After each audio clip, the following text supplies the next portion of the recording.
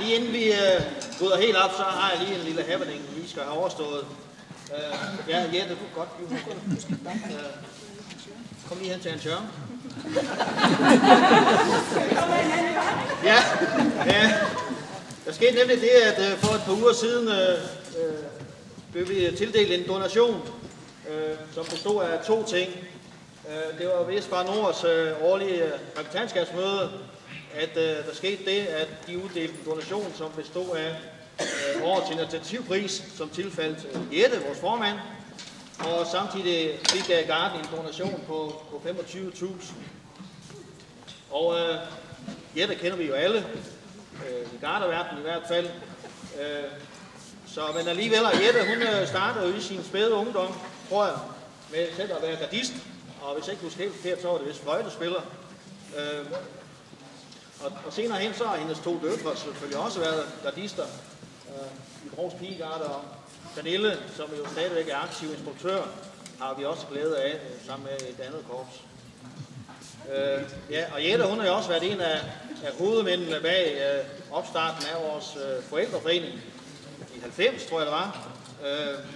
Men før det i 87, hvis jeg ikke husker helt forkert igen, så startede det faktisk som et forældreråd. Og senere hen, så i 94, tror jeg det var, hvor vi startede som formand, og er det stadigvæk i dag, hvilket vi er glade for i Pigegarden. Så vi kan godt sige, at Jette, hun er en ildsjæl i mange henseender, har et rigtig gå-mod, det er vi stolte af. Hun er også initiativrig, hun har mange idéer, og ja, siger hun selv. Men hun har mange idéer, og dem fører hun ud af livet. Hun kæmper i hvert fald en hård kamp for, at det skal blive det. Og det nyder vi rigtig meget af i Garden, og hun laver en kæmpe indsats for at give vores gardister masser af oplevelser.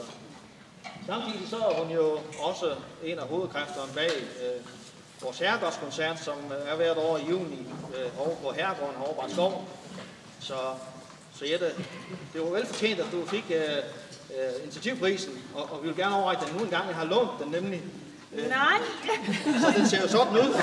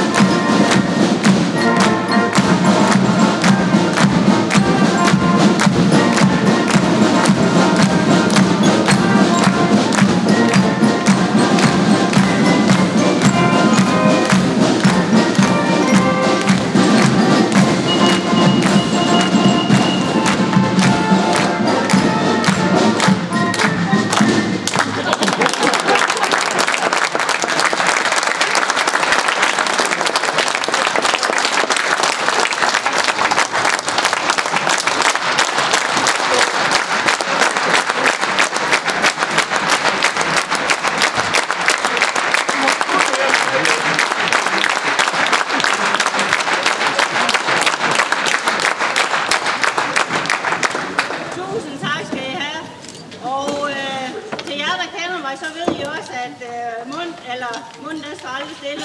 Det gjorde det den aften. Jeg anede intet om det.